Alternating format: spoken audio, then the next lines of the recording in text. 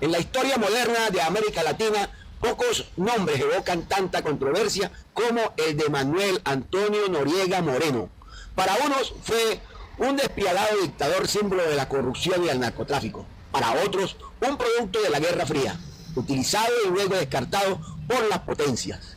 Pero más allá del mito, Noriega fue un reflejo brutal de su tiempo, un hombre formado en la pobreza, en el ejército y en la ambigüedad moral de la política internacional.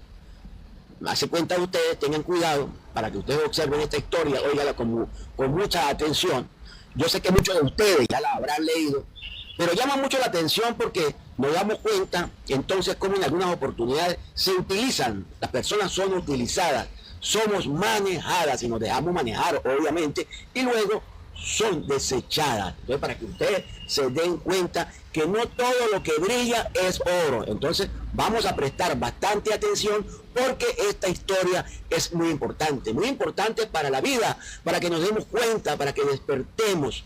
Porque a veces tenemos conceptos de ciertas instituciones, de ciertas organizaciones, y entonces las cosas cuando las estudiamos, cuando las revisamos, nos damos cuenta que no son como nosotros pensamos que es. Por eso es buena la investigación, por eso es bueno que estemos al tanto, que revisemos lo más mínimo que podamos revisar, porque allí en la historia es donde está el cuento, valga la redundancia, de la realidad. Bueno, todos sabemos también que algunas veces pues, nos meten también gato por liebre, es decir, que no nos cuentan las cosas como son. Sin embargo, trataremos, y acá en este espacio, tratamos de ser lo más claros y lo más objetivos, lo más transparentes que podamos y podamos ser, obviamente, porque también nos guiamos por la historia, no estamos inventando la historia. Manuel Antonio Noriega nació el 11 de febrero de 1934 en el barrio San Felipe, uno de los sectores más pobres de la ciudad de Panamá.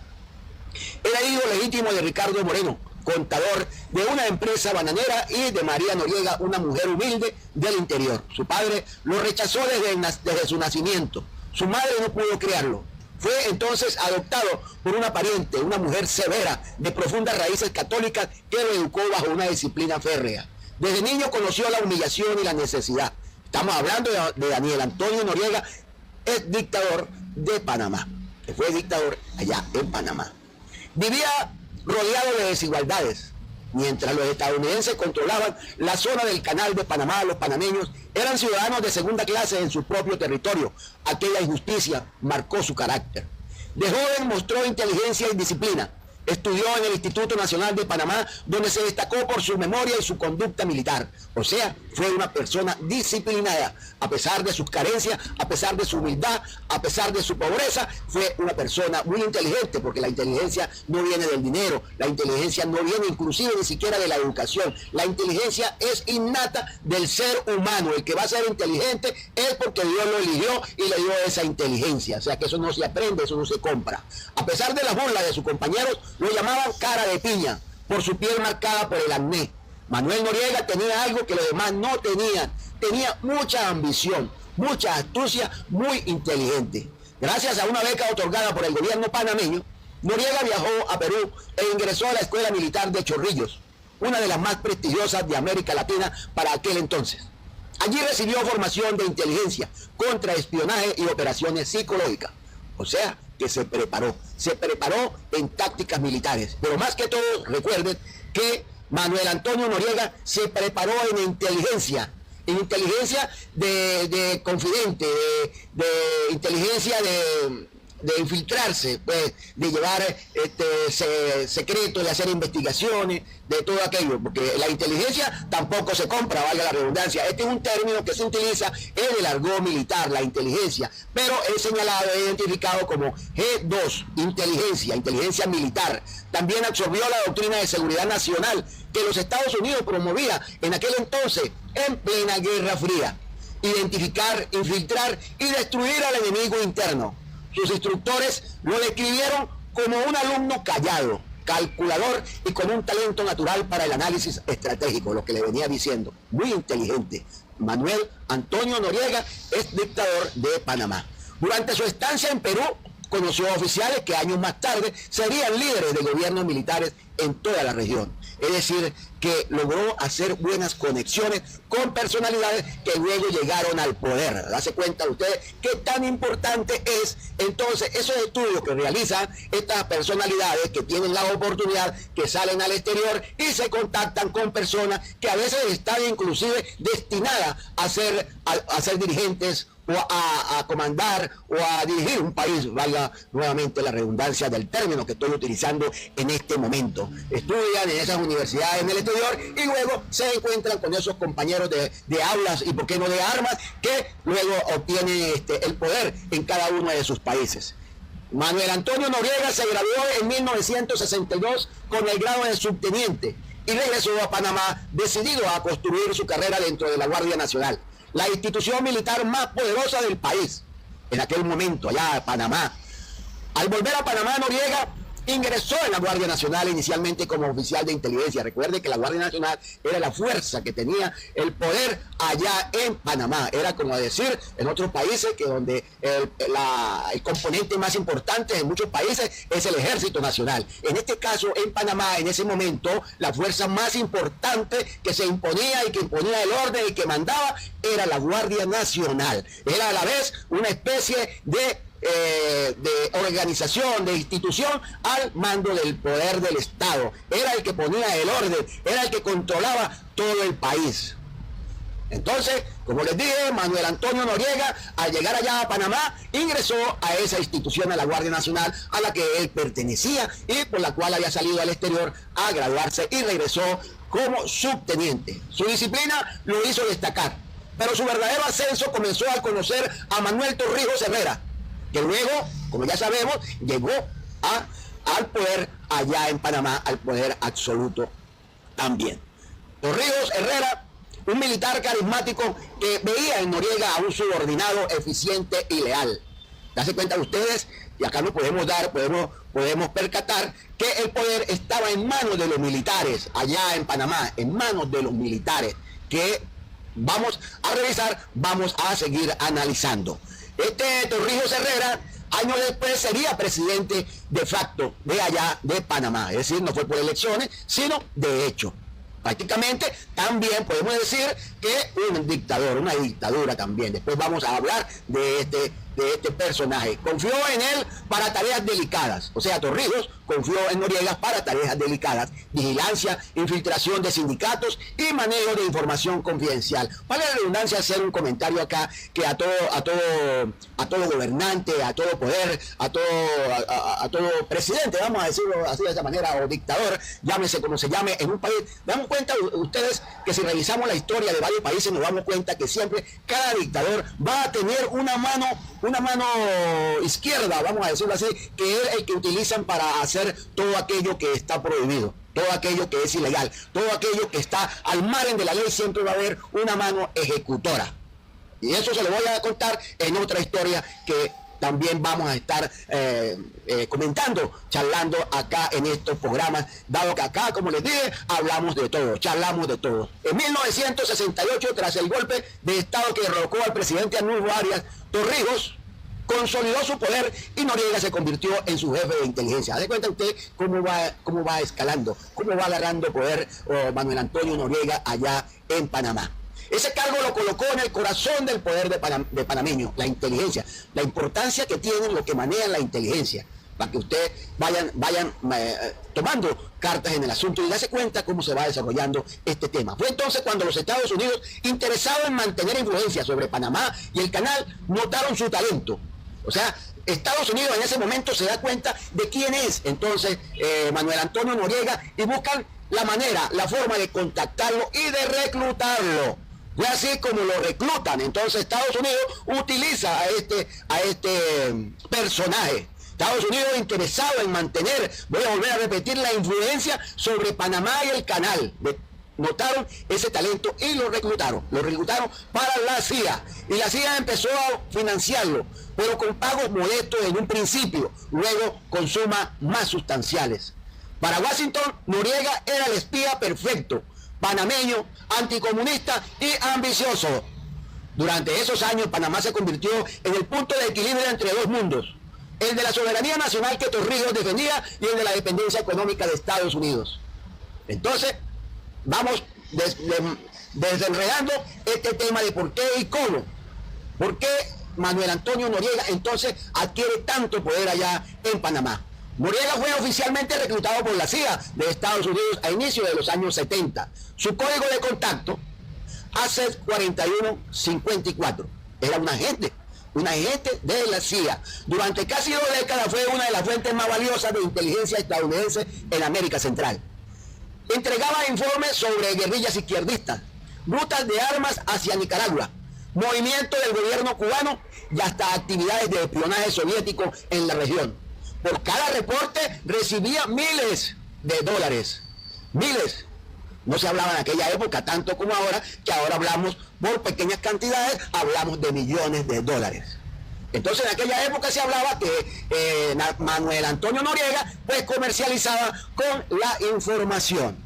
Sabía lo que silenciaba costaba dinero en dólares, pero sabía también que lo que decía costaba también bastantes miles de dólares. Le vendía la información a Estados Unidos, le vendía información a Cuba, a la Unión Soviética. Era un doble agente, y por qué no decir un triple agente de la CIA. Estaba en la cuerda floja. Manejaba la izquierda y manejaba la derecha. Era gente allá, era gente aquí. Llevaba información para acá, llevaba información para allá. Es decir, era un traidor. Y a la vez manejaba también toda la información interna de Panamá. Por eso adquirió tantísimo poder.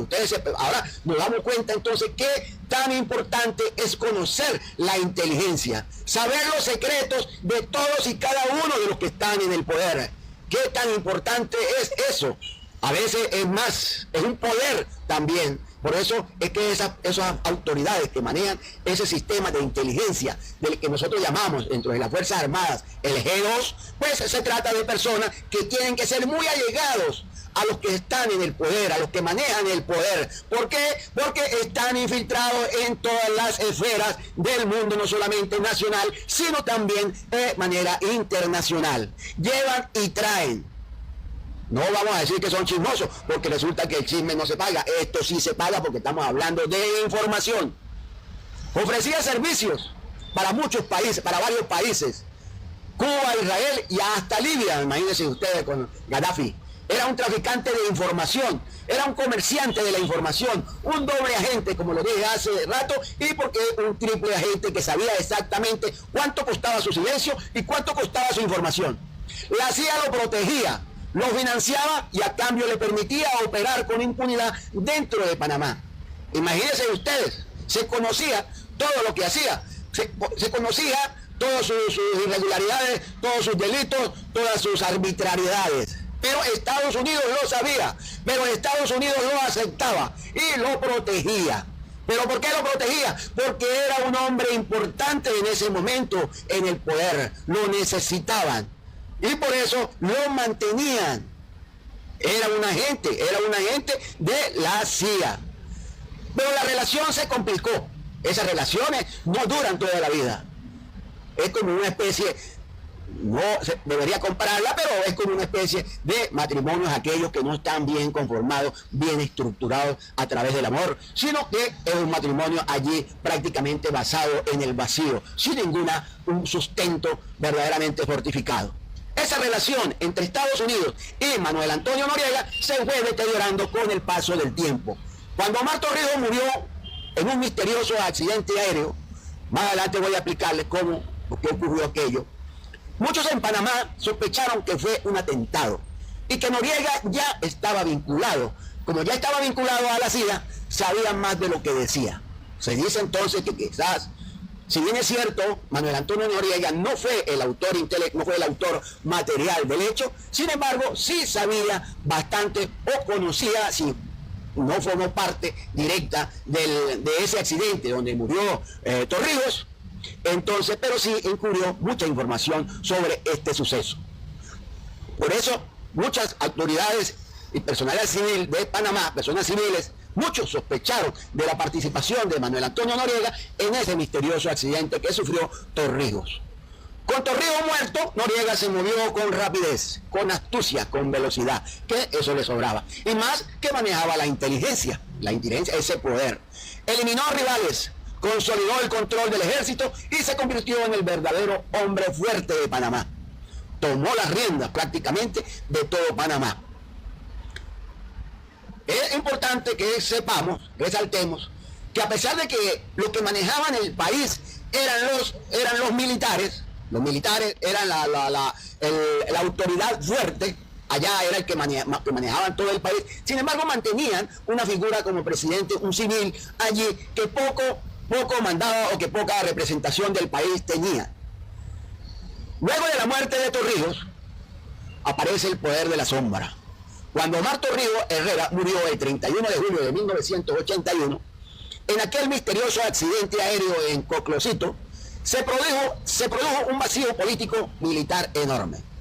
Estas son las oportunidades que utilizan los que están en la espera, como caimán en boca de caño, esperando para tomar el poder del gobierno. Torrijos había sido el líder carismático que controlaba la Guardia Nacional y el Estado panameño desde el año 1968, con un discurso nacionalista y populista que culminó con la firma de los tratados Torrijos-Carter en 1977, dividiendo el Canal de Panamá o devolviéndole, Estados Unidos le devolvió el Canal de Panamá a la soberanía panameña a través de este tratado Torrijos-Carter. Sin embargo, es importante resaltar que Omar Torrijos Herrera no era muy bien visto por los Estados Unidos, porque Torrijos era socialista, era comunista y se aliaba, tenía muy buenos contactos, muy buena relación con Fidel Castro allá en Cuba. Con su muerte, el régimen que él había construido, una dictadura militar con fachada civil, quedó en disputa entre tres figuras principales.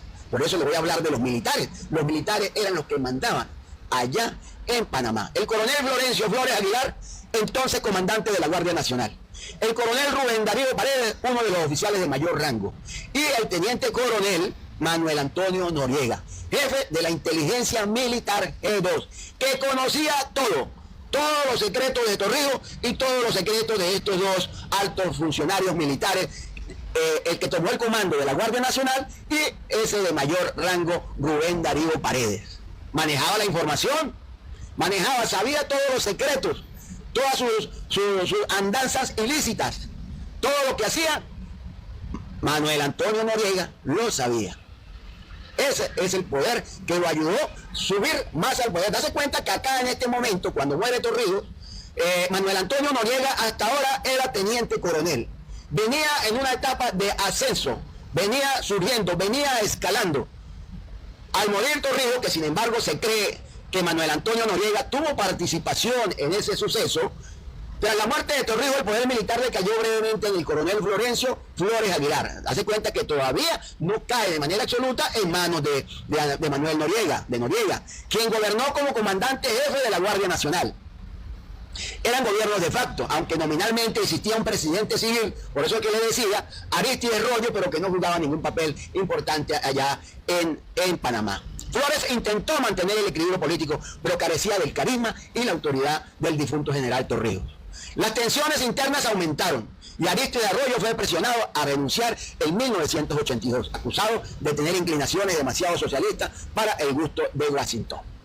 Dase cuenta que Washington, Estados Unidos, siempre mantuvo las manos metidas allá en Panamá. Todo lo que sucedía, todo lo que pasaba, era con el consentimiento, por la benevolencia de los Estados Unidos. O sea que esto no era ningún secreto para los Estados Unidos.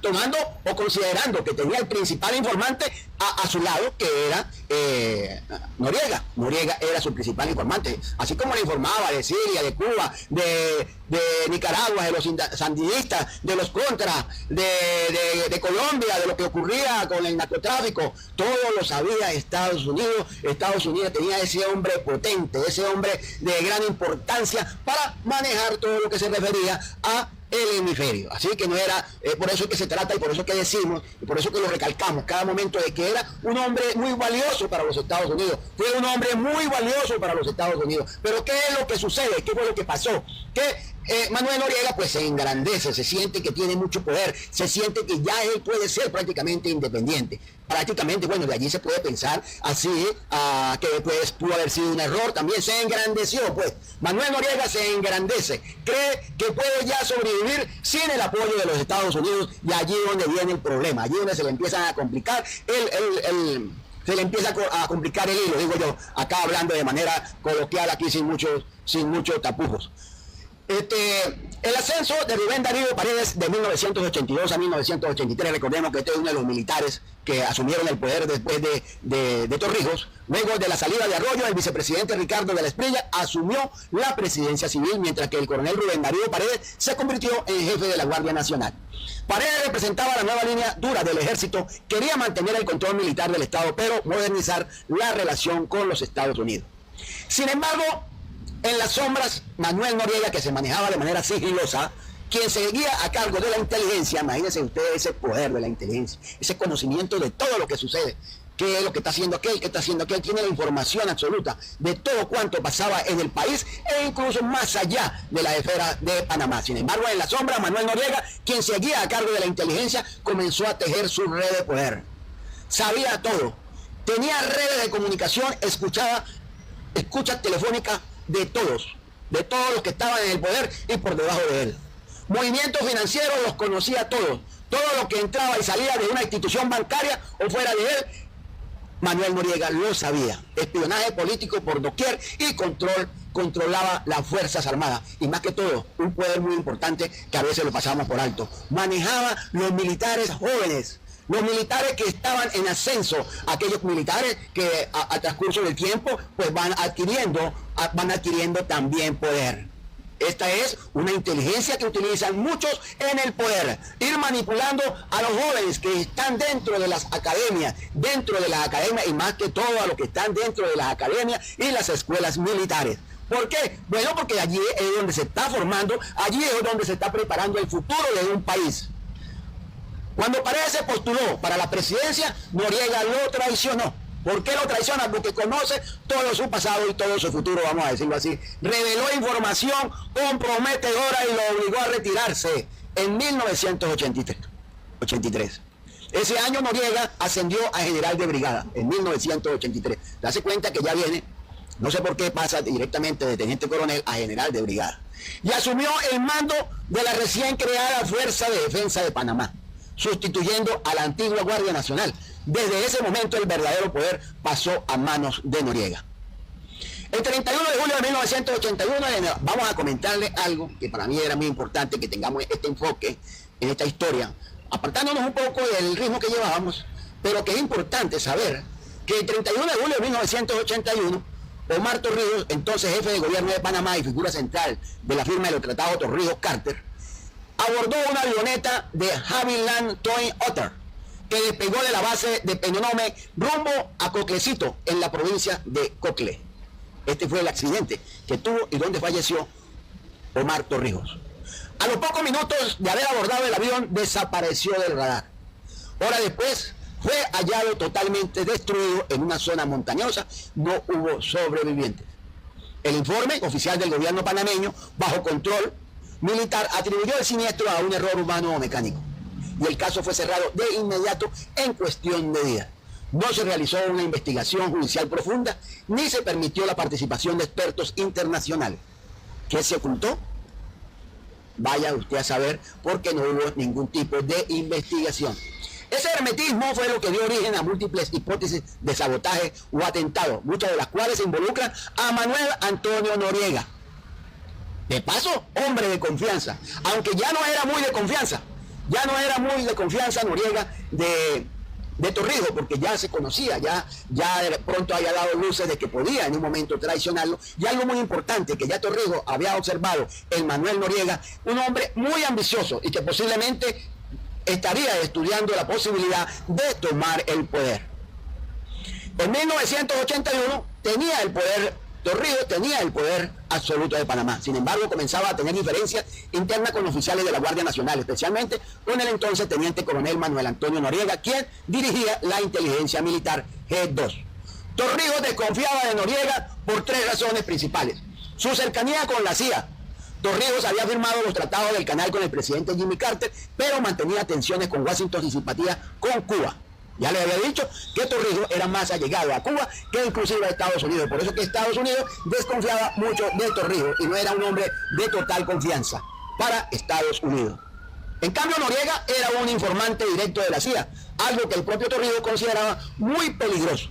Posiblemente Torrijos lo sabía.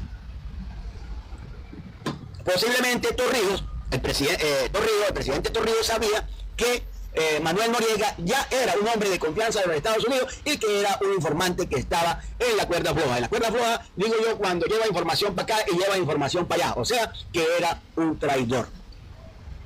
De pronto él no lo veía de esa manera. El otro suceso, el otro hecho, el poder del aparato de inteligencia. Estamos hablando, para que nos pongamos bien en órbita, las tres razones por las que Torrijos desconfiaba de Manuel Noriega: su cercanía con la CIA, el poder del aparato de inteligencia y las ambiciones personales. El poder del aparato de inteligencia, Noriega tenía bajo su control los expedientes de todos los oficiales, políticos y periodistas del país. Era el hombre que sabía todo, era el hombre que sabía demasiado. Ambiciones personales. Diversos testigos de la época, entre ellos el oficial Roberto Díaz Herrera, declararon que Torrijos había expresado temor de que Noriega quisiera sucederlo por la fuerza. Entonces, supongo que estaba a la expectativa. Por tanto, aunque nunca hubo un enfrentamiento así directo y abierto entre Torrijos y Noriega, existía una tensión latente, o existió el viejo líder nacionalista frente a su espía pragmático. Imagínense que también manejaba la inteligencia de Panamá. Ahora, yo me hago una pregunta acá. ¿Por qué no tomaban cartas en el asunto? ¿Por qué no hacían nada? Porque tenían la cola echando candela. Entonces, como este era el informante, pues si hacían algo en contra de él, lo más seguro que lo iba a tirar por el barranco. Entonces prefería mantenerlo ahí. Pero el que no hace, le hacen. Entonces, este sí le hizo a aquel. Y entonces, hace cuenta usted cómo se llega entonces a ese accidente en el cual murió Torrijos. Por eso que dicen, el que no hace, le hacen. Valga este comentario, que no es así tan de la historia que estamos echando acá. El informe médico concluyó que la causa fue una falla en los instrumentos del avión o un error de navegación del piloto. Sin embargo, esa versión jamás fue respaldada por evidencia concluyente ni por peritajes internacionales. Esta es la más extendida entre militares retirados y opositores al régimen. Según varios testimonios, el avión de Torrijos habría sido saboteado antes del despegue, mediante la colocación de un artefacto explosivo en el altímetro o en el tanque de combustible. El exmayor Roberto Díaz Herrera, primo de Torrijos y es su jefe del Estado Mayor, declaró en 1989, tras la caída de Noriega, que la muerte de Torrijos fue un complot interno en el que Noriega había participado o al menos había encubierto a los responsables. También el periodista panameño José Gabriel Duque, en su libro Omar Torrijos, Hombre entre Hombres, recoge versiones de que Noriega impidió una investigación independiente y ordenó la destrucción de documentos relacionados con el vuelo. Aunque nunca se presentó una prueba material directa, el comportamiento posterior de Noriega alimentó las sospechas. Se apropió del poder militar tras el accidente. Reorganizó la estructura de mando eliminando a los torrijistas leales y consolidó un régimen autoritario distinto al de Torrijos, más cercano a la inteligencia estadounidense que al nacionalismo panameño. Otra línea sostiene que Estados Unidos podría haber intervenido indirectamente en este accidente. En 1980, recordemos que que Torrijos era un hombre incómodo para los Estados Unidos. Entonces se teme que también pudo haber sido con la intervención de la CIA, la muerte de Torrijos. En 1981, el nuevo presidente norteamericano Ronald Reagan había llegado al poder con una política exterior más agresiva, contraria al aperturismo de Jimmy Carter. Torrijos era visto con desconfianza por su relación con Fidel Castro y su oposición a ciertas bases norteamericanas. Algunos autores, entre ellos el periodista británico John Perkins, el consultor de la NSA en su libro Confesiones de un sicario económico, afirman que Torrijos fue víctima de un atentado de la CIA, ejecutado para evitar que Panamá se apartara del control estadounidense tras los tratados del canal. En esa versión, Noriega habría tenido conocimiento previo o habría facilitado el acceso al avión, aunque no sería el autor material del atentado. Bueno, hay varias hipótesis con respecto a esa muerte, pero sin embargo, como les dije anteriormente, allí con respecto a ese suceso no se hizo ninguna investigación. Entonces, todo lo que tenemos son hipótesis. Que si la CIA, que si Noriega, que si lo otro, no sabemos en realidad. Lo cierto es que fue una bomba que le colocaron en el avión. El embajador de Panamá ante la ONU, Carlos Osores Tipaldos, declaró años después que el accidente fue muy conveniente para ciertos sectores y que el único beneficiado fue directamente Noriega. Desde una óptica judicial no existe prueba directa ni expediente penal que vincule formalmente a Noriega con la muerte de Torrijos. Por tanto, en términos legales, nunca fue imputado ni acusado de ese crimen. Pero desde el punto de vista histórico y político, hay indicios indirectos y circunstancias sospechosas. El control total de Noriega sobre la investigación, la eliminación rápida de oficiales leales a Torrijos, el ascenso inmediato de Noriega al poder tras el accidente y su relación estrecha con agentes de inteligencia extranjeros. Todo ello configuraría lo que en derecho penal llamamos o podríamos calificar como una presunción de interés y oportunidad, aunque sin evidencia material probatoria. La muerte de Omar Torrijos sigue siendo un misterio no resuelto. El Estado panameño nunca abrió una investigación judicial independiente y los archivos militares permanecen clasificados. Eso pasa igual que en Estados Unidos con la muerte del presidente. Pero si analizamos el caso bajo los principios de la criminología clásica, móvil, medios y oportunidad, Manuel Noriega tenía los tres elementos. Tenía el móvil, el ascenso al poder y el control total de Panamá. Tenía los medios, el dominio absoluto del aparato de inteligencia militar y la oportunidad. Su oportunidad de ascenso a la logística del vuelo y la capacidad de manipular la investigación posterior. Tenía todo. Sin embargo, la historia también enseña que en la Guerra Fría los servicios de inteligencia operaban por capas. No siempre el ejecutor sabía para quién trabajaba realmente. En consecuencia, no puede afirmarse jurídicamente que Noriega haya sido el autor del atentado. Pero sí puede sostenerse con fundamento histórico y lógico que fue el principal beneficiario político por la muerte de Torrijos y que al menos encubrió la verdad sobre lo ocurrido. En 1983, tras maniobras internas, Noriega asumió oficialmente la jefatura de la Fuerza de Defensa de Panamá, lo que equivalía a controlar el país totalmente. El presidente era una figura decorativa. El verdadero poder residía en el general. En la práctica, Noriega gobernó mediante espionaje, represión y control mediático. Tenía una red de informantes, un sistema de censura y un aparato militar capaz de aplastar cualquier oposición. A su vez, mantenía relaciones pragmáticas con Estados Unidos. Cooperaba con la CIA en operaciones contra el sandinismo, facilitaba vuelos secretos y recibía entrenamiento y armamento estadounidense.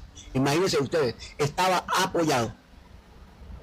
Pero también negociaba con el narcotráfico. Panamá se convirtió en un paraíso para el lavado de dinero de los carteles. Los bancos panameños, amparados por leyes flexibles, movían millones de dólares cada semana. Noriega cobraba comisiones, ofrecía protección y usaba esa riqueza para fortalecer su poder político y militar. Tuvo todo el poder en Panamá y, vuelvo a repetir, apoyado por los Estados Unidos. A mediados de los 80, la relación con Estados Unidos comenzó a deteriorarse. El Congreso norteamericano, la DEA y varios periodistas de investigación empezaron a revelar documentos secretos que vinculaban a Noriega con el narcotráfico. Eso se sabía. Pero ya empezó a aparecer esa información públicamente en los medios de comunicación nacionales e internacionales, como en el New York Times y el Time Magazine. Publicaron reportajes explosivos. Noriega no solo colaboraba con la CIA, también ayudaba a otros que trabajaban con el narcotráfico a mover sustancias prohibidas hacia Estados Unidos. El escándalo se amplificó cuando en 1986 un alto funcionario panameño, Hugo Espadafora, fue brutalmente asesinado. Su cuerpo fue hallado decapitado y todas las sospechas apuntaban al régimen. El crimen provocó indignación nacional e internacional. ¿Quién era este alto funcionario?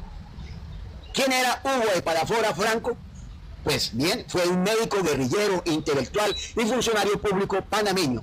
Nacido en Chitre, provincia de Herrera, en 1940. Era hijo de padre italiano y madre panameña y desde joven destacó por su inteligencia, su espíritu rebelde y su compromiso social. Estudió medicina en Italia en la Universidad de Bolonia, donde se graduó con honores. Su formación europea lo marcó con un pensamiento humanista y profundamente antiimperialista, aunque sin militancia marxista ortodoxa. Al regresar a Panamá en los años 60, trabajó como médico rural en zonas empobrecidas, donde comenzó a tener contacto con movimientos sociales y campesinos. Su carrera pública se desarrolló bajo el régimen de Omar Torrijos, de quien fue un vertiente seguidor y colaborador, un ferviente seguidor y colaborador.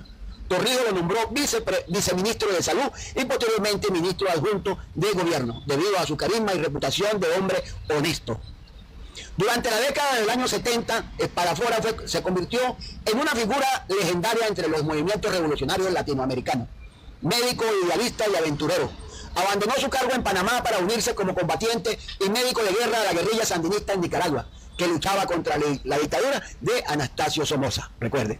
Luchó directamente en el Frente Sur y atendió heridos en condiciones extremas. Su entrega fue tal que los propios sandinistas lo llamaban el doctor de la selva. Tras el triunfo de la revolución sandinista en 1979, Espadafora regresó a Panamá brevemente y fue homenajeado por Torrijos. Date cuenta que él no tenía lo que sí tenía Manuel Noriega. Espadafora, no tenía ambición de poder, sino era un socialista, humanista, médico. Pero cuando Omar Torrijos murió en 1981, su relación con el nuevo poder controlado por Manuel Noriega se tornó hostil. Era un hombre incómodo para Manuel Noriega. Espadafora fue un crítico feroz del régimen militar de Noriega. Comenzó a consolidar tras la muerte de Torrijos. Lo acusaba de haber traicionado los ideales nacionalistas del torrijismo y de haber convertido en un instrumento de la CIA y del narcotráfico, de haberse convertido. En entrevistas, Espadafora denunciaba que Noriega había entregado la soberanía panameña y que estaba involucrado directamente en el lavado de dinero y de los carteles, especialmente de todos los carteles del sector del continente. También alertaba sobre el control represivo del aparato de inteligencia G2 y los asesinatos de opositores políticos. Date cuenta que esto de inteligencia de G2 se presta para todo eso. Estas denuncias no eran simples rumores. Espadafora tenía fuentes internas dentro del ejército y con contactos en los medios internacionales, incluyendo periodistas del New York Times y Time Magazine, que empezaban a investigar los vínculos de Noriega de la DEA y de la DEA. O sea que allí vemos cómo entonces se empieza a volver un poco incómodo ese gobierno de Manuel Noriega. Ya se empieza a salir a la luz sus actuaciones, sus crímenes, sus delitos. El 13 de septiembre de 1985, Hugo Espadafora fue detenido en un retén militar cerca de la frontera con Costa Rica, mientras regresaba a Panamá por la carretera de Bugaba. Según testigos, fue interceptado por miembros del batallón Chiriquí, bajo control de oficiales leales a Noriega. 2 días después, el cuerpo fue hallado decapitado y con signos de tortura dentro de un costal cerca de la frontera. Nunca se halló su cabeza. El crimen causó conmoción nacional, como era de esperarse. El propio coronel Roberto Díaz Herrera, primo de Torrijos, confirmó años después que Espadafora había sido asesinado por orden directa del aparato de inteligencia militar G2 dirigido por Manuel Noriega. El asesinato de Espadafora fue el punto de inflexión del régimen. Por eso era importante saber quién era este ciudadano, este médico Espadafora. Fue el punto de inflexión del régimen. Hasta ese momento Noriega aún conservaba respaldo de Washington por su papel en la guerra contra el sandinismo y su colaboración con la CIA, aunque llevaba y traía para todos lados. Pero la brutalidad del crimen, la figura pública de Espadafora y las crecientes denuncias internacionales cambiaron la percepción del mundo sobre Noriega. Ya lo empezaron a ver de otra manera, de otra forma. Se nos está escapando de las manos, o se les escapó de las manos, diría yo más bien. El caso fue reportado por medios globales y Estados Unidos inició investigaciones paralelas. La DEA, el Senado norteamericano y Agencia de Derechos Humanos comenzaron a documentar los vínculos del régimen panameño con el narcotráfico. El asesinato también provocó una fractura interna en la Fuerza de Defensa panameña. Muchos oficiales leales al torrijismo se sintieron traicionados y comenzaron a conspirar. A mediados de los años 80, el gobierno estadounidense, entonces bajo Ronald Reagan, mantenía una relación ambigua con Noriega. Por un lado, lo consideraban un aliado clave en Centroamérica. Por otro lado, las agencias de inteligencia sabían de sus operaciones ilegales. Tras la muerte de Espadafora, varios funcionarios del Congreso, como el senador John Kerry, iniciaron audiencias sobre investigaciones sobre el narcotráfico y operaciones encubiertas de la CIA en Panamá. Los testimonios de testigos y periodistas vincularon directamente a Noriega con el tráfico de sustancias y con la impunidad del asesinato de Espadafora. El caso también fue mencionado en el informe Kerry de 1988, documento que expuso cómo el régimen panameño y la CIA mantenían relaciones con narcotraficantes bajo el pretexto de combatir el comunismo. ¿Se cuenta ustedes cómo se utilizan las figuras para hacer otras cosas que no son las verdaderamente se dice que son. Desde ese momento Noriega pasó a ser un activo estratégico, pasó de ser un activo estratégico de los Estados Unidos a ser viabilidad política para Washington, es decir, un hombre incómodo. Ya había que perseguirlo. En Panamá el crimen de Espadafora dividió a la sociedad. Los torrijistas leales comenzaron a acusar al general de haber traicionado la revolución. Los sectores empresariales y estudiantiles organizaron protestas en la Universidad de Panamá y en Colón. La Iglesia Católica condenó públicamente el asesinato y exigió una investigación profunda. Noriega respondió con represión, censura y persecución, pero ya era demasiado tarde para él. La credibilidad de su gobierno colapsó, llegó a su fin, se desmascaró. El asesinato de este médico Espadafora se convirtió en el símbolo del autoritarismo del régimen. Cuando años después, en 1989, Estados Unidos lanzó la invasión, uno de los argumentos más citados en los discursos del Congreso fue precisamente la impunidad del crimen de Espadafora, como muestra del carácter criminal del gobierno panameño. Desde la perspectiva del derecho internacional de los derechos humanos, el caso de Espadafora constituye un crimen de Estado. La víctima fue un opositor político. Los autores fueron agentes del Estado.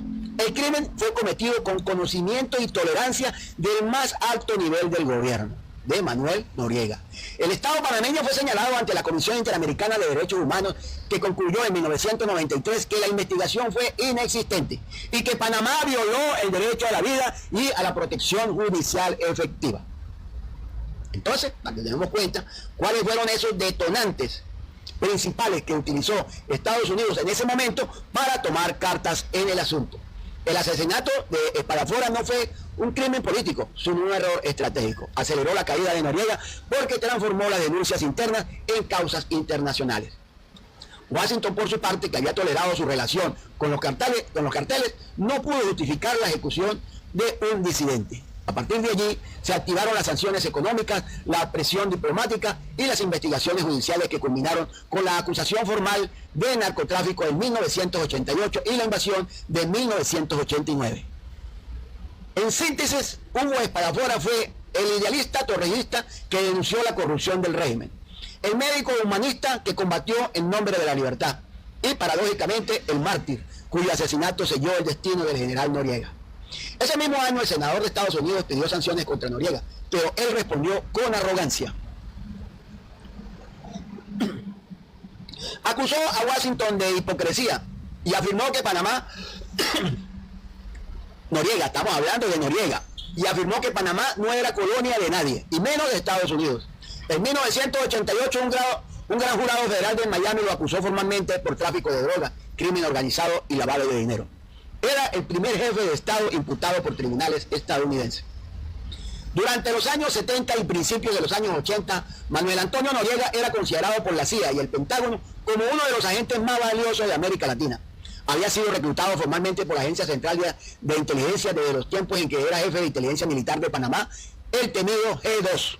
Sus funciones incluían proveer información sobre movimientos comunistas en Centroamérica, especialmente en Nicaragua, El Salvador y Cuba. Facilitar operaciones encubiertas de la CIA, como el envío de armas a los contras nicaragüenses durante la guerra civil.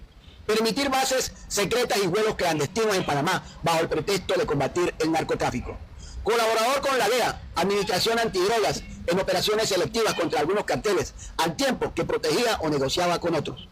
En esa etapa, Washington lo veía como un activo estratégico, asset, un dictador manejable, anticomunista y dispuesto a hacer el trabajo sucio que Estados Unidos no podía asumir públicamente.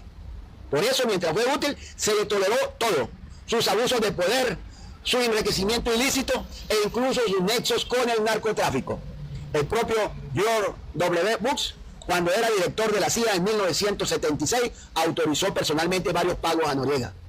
Con la llegada de Ronald Reagan a la presidencia en 1981, la política exterior estadounidense se volvió más agresiva.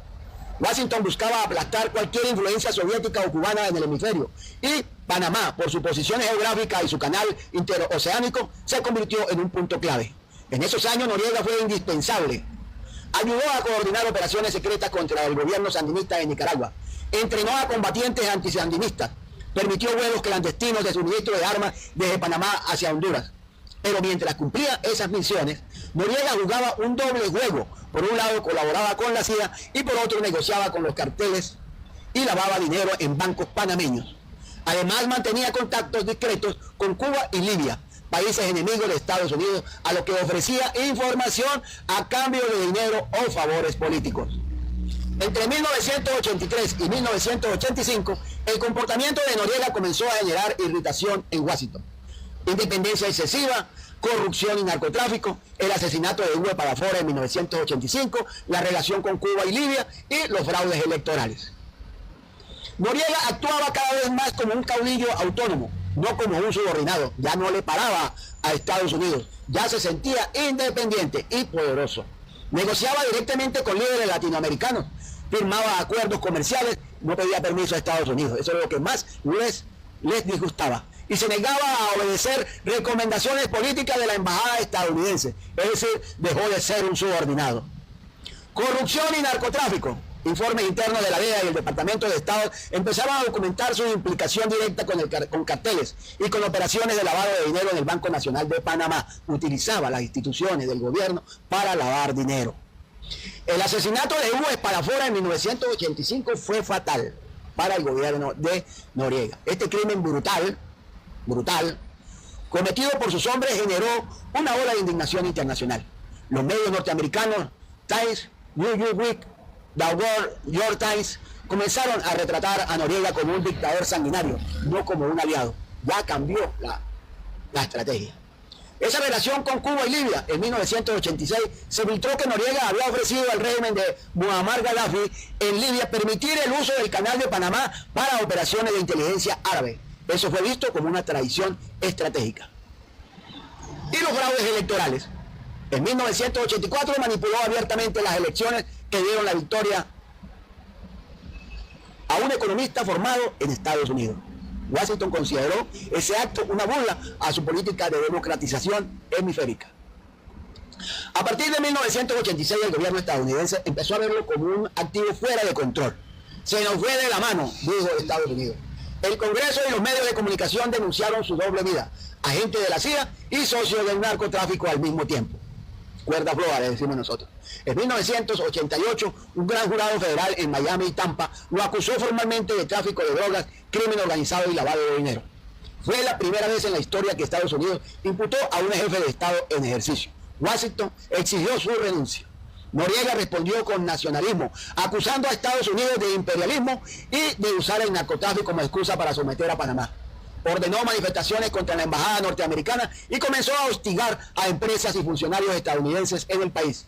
La relación se rompió por completo cuando en 1989 un oficial estadounidense fue asesinado en la ciudad de Panamá por soldados panameños. Este hecho fue utilizado por la Casa Blanca como justificación formal para invadir a Panamá. Desde el punto de vista geopolítico, Noriega dejó de ser útil. ¿Por qué? Ya no servía a los intereses de seguridad nacional de los Estados Unidos. En vez de contener a Cuba y al sandinismo, comenzó a actuar como un intermediario peligroso. Había acumulado demasiada información secreta, sabía demasiado. Eso no le servía a los Estados Unidos. Noriega sabía de operaciones encubiertas como el Irán-Contras, del financiamiento ilegal de la CIA y de transacciones prohibidas. Se convirtió en una amenaza potencial para el sistema de inteligencia estadounidense, para la CIA, si decidía hablar. No permitirían que hablara. Era impresentable internacionalmente. Su imagen de dictador narco, dañaba la retórica moralista de Washington en plena Guerra Fría.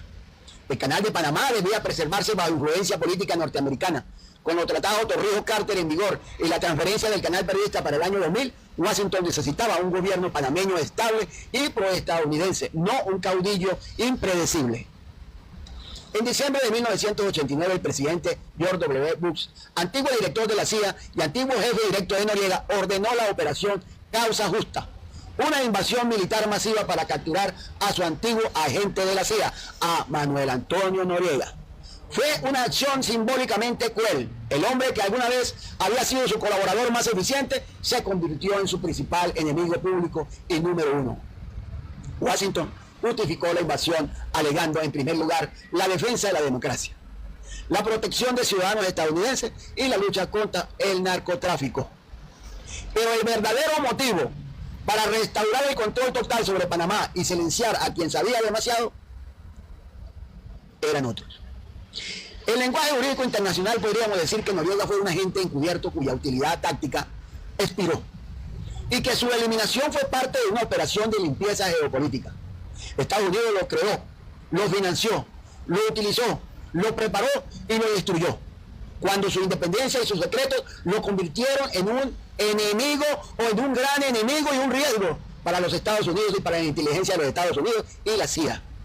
Fue incómodo porque dejó de ser un instrumento y comenzó a actuar como un actor político soberano, algo que la política exterior norteamericana no tolera en sus aliados periféricos. En definitiva, Noriega no cayó por sus delitos, no, sino por su desobediencia estratégica a los Estados Unidos. El narcotráfico fue el pretexto jurídico. La pérdida de control político fue la verdadera causa, no sus delitos. Para comprender el gesto, hay que entender lo que significaba el Canal de Panamá en la conciencia nacional. Desde su construcción en 1914, el canal había sido controlado por los Estados Unidos a través de la llamada Zona del Canal, un territorio bajo administración norteamericana que dividía el país en dos. El general Omar Torrijos, mentor de Noriega, había logrado en 1977 la firma de los tratados Torrijos-Carter, que establecían la devolución gradual del canal a Panamá para el año 2000. Esa conquista fue el símbolo máximo de la soberanía panameña. Por eso, en 1989, cuando Washington comenzaba a movilizar tropas alrededor del canal bajo el pretexto de proteger ciudadanos estadounidenses, Noriega lo interpretó como una violación directa de aquellos tratados y un intento de recolonización. El incidente ocurrió a finales del año o inicio del año 1989 durante una manifestación organizada por el régimen cerca de las esclusas de Miraflores en la ribera del Canal de Panamá. Miles de seguidores de Noriega, militares, obreros y miembros de los batallones de la dignidad, milicias civiles creadas por Noriega, se reunieron en un acto de desafío al bloque y a las maniobras militares de Estados Unidos en la zona. Noriega, vestido con un uniforme de campaña y una boina roja, subió a una plataforma improvisada frente al canal. A su lado ondeaban banderas panameñas y carteles con frases como "Yankee go home" y "Panamá no se rinde". En un gesto teatral levantó un machete al aire, símbolo campesino y resistencia popular, y gritó ante la multitud: "No, si los norteamericanos quieren el canal, tendrán que pasar sobre nuestros cuerpos. Este canal es de Panamá y aquí los esperamos con machetes si se atreven a entrar", decía Manuel Noriega sobre el canal de Panamá.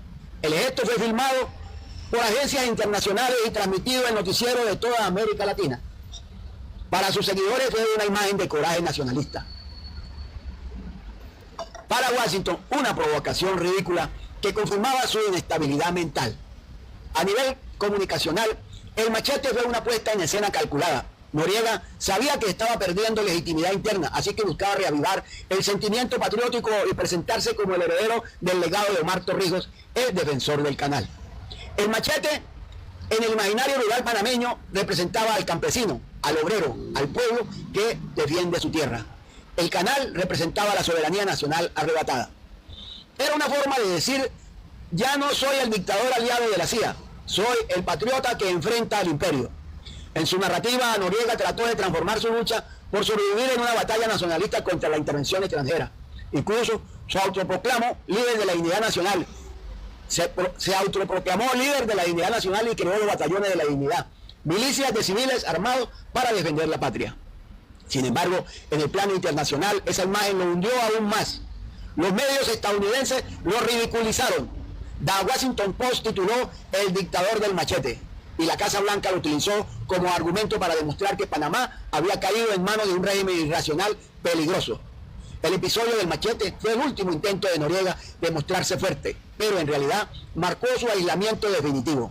A los pocos meses, Estados Unidos intensificó su presión, ordenó maniobras militares permanentes en el canal, reconoció como presidente legítimo al opositor Guillermo Endara y movilizó unidades aerotransportadas hacia la base Howard. Cuando en diciembre de ese mismo año se produjo el asesinato del teniente estadounidense Robert Paz en un retén panameño, la Casa Blanca ya tenía el argumento perfecto para ejecutar la operación Causa Justa, el 20 de diciembre de 1989. Las imágenes del machete en alto se reutilizaron en los noticieros estadounidenses como símbolo de desafío irracional y peligroso, justificando la invasión ante la opinión pública. En otras palabras, el gesto que Noriega pretendió como acto de dignidad se transformó en su autoincriminación mediática. Desde el punto de vista jurídico, el acto no tuvo efecto normativo, pero sí efecto político y simbólico determinante. Fue un desafío público a un Estado extranjero, Estados Unidos, que mantenía presencia militar bajo acuerdos bilaterales. El derecho internacional, ese gesto constituyó una ruptura simbólica del principio de cooperación y no agresión previsto en los tratados Torrijos-Carter. Washington lo interpretó como una declaración de hostilidad. En términos geopolíticos, fue el momento en que Noriega pasó a ser un aliado discolo a un enemigo declarado. Y en términos psicológicos, la escena fue el intento de reivindicación personal de un hombre que había perdido todo control institucional, pero quería morir con la imagen de patriota. Aquel día, cuando Manuel Noriega levantó el machete sobre el canal de Panamá, no solo desafió a una potencia militar, sino también a su propio destino. Era la imagen de un general que, habiendo sido entrenado por la CIA, financiado por Washington y convertido en dictador por el apoyo extranjero, terminaba enfrentado solo y con un machete al mismo poder que lo había creado. El gesto fue heroico para unos, trágico para otros. Pero desde la mirada del derecho y la historia, fue el símbolo del fin de su utilidad geopolítica y del comienzo de su destrucción. En diciembre de 1989, 3 meses de tensión, el presidente George W. Bush decidió actuar. El 20 de diciembre, Estados Unidos lanzó la operación Causa Justa. El 20 de diciembre de 1989. Más de 26.000 soldados invadieron Panamá. El pretexto, proteger vidas estadounidenses y detener a Noriega. El resultado fue devastador. El barrio popular del Chorrillo fue bombardeado y reducido a cenizas. Miles de familias quedaron sin hogar. Las cifras oficiales hablaron de 300 muertos. La ONG de Derechos Humanos calcularon más de 3.000 víctimas. Solamente se habla de 300 muertos para decir que fue una operación quirúrgica. Pero en el fondo, si se estudia, si se revisa, si se investiga, nos damos cuenta que no fue tal. Que hay más víctimas de las que se denunciaron. Noriega fue acorralado, huyó por distintos refugios hasta esconderse en la Nunciatura Apostólica, la Embajada del Vaticano. Durante días los militares estadounidenses rodearon el edificio para presionarlo. Usaron una táctica grotesca, altavoces con música rock y hard metal a todo volumen las 24 horas del día. El 3 de enero de 1990, Noriega se entregó voluntariamente. Fue detenido, esposado y trasladado a una base aérea en Florida. El hombre fuerte de Panamá había caído. El juicio comenzó en abril de 1991 en una corte federal de Miami. La acusación: narcotráfico, crimen organizado y lavado de dinero. El fiscal general calificó a Noriega como el mayor capo del hemisferio occidental. Sus abogados argumentaron que como jefe de Estado gozaba de inmunidad soberana y que su captura violó el derecho internacional. El tribunal lo rechazó, alegando que Noriega había sido derrocado y no representaba ya a Panamá. Durante el proceso se presentaron testimonios de exagentes de la CIA y de la DEA que admitieron haber trabajado con él durante años. Los documentos oficiales demostraron que Washington lo había financiado incluso después de conocer sus vínculos con los carteles. Sin embargo, la Corte lo declaró culpable. Fue condenado a 40 años de prisión, luego fue reducida su condena a 30 años de prisión. Cumplió gran parte de su pena en la prisión de Miami, donde fue clasificado como prisionero de guerra, un estatus único en la historia de los Estados Unidos. En 1999, tras cumplir 17 años en Estados Unidos, fue extraditado a Francia, donde lo esperaban cargos por lavado de dinero. El Tribunal de París lo condenó a 7 años de prisión. Posteriormente, Panamá solicitó su regreso para que enfrentara procesos por asesinato, corrupción y violaciones de derechos humanos. En el 2011, el gobierno francés autorizó su extradición. Noriega regresó a su país natal enfermo, envejecido y convertido en un símbolo del pasado. Cumplió prisión en el centro penitenciario El Renacer, irónicamente ubicado a orillas del Canal de Panamá. Allí, rodeado del silencio, intentó reconciliarse con su fe católica. Pidió perdón, oró a Dios públicamente, pidió perdón a sus víctimas y declaró que deseaba morir en su tierra. En el año 2017 fue sometido a una operación cerebral para extirpar un tumor maligno y no resistió. Murió el 29 de mayo del 2017 en el Hospital Santo Tomás de Panamá a sus 83 años. Su entierro fue discreto. No hubo honores militares ni discursos oficiales. Solo su familia y un puñado de soldados asistieron al sepelio. Para Estados Unidos fue útil mientras sirvió a sus intereses. Cuando se volvió incómodo, se convirtió en un enemigo. Su juicio, más que un acto de justicia, fue un acto de poder. Desde la óptica del derecho internacional, su captura fue una violación de la soberanía panameña. Pero desde la óptica política, fue una demostración del alcance global del poder norteamericano. Su historia es una advertencia para los líderes que creen que pueden jugar a dos bandos, porque en el tablero de la geopolítica ningún peón sobrevive cuando desafía a su propio rey. Gracias por estar acá, gracias, y los espero en otros contenidos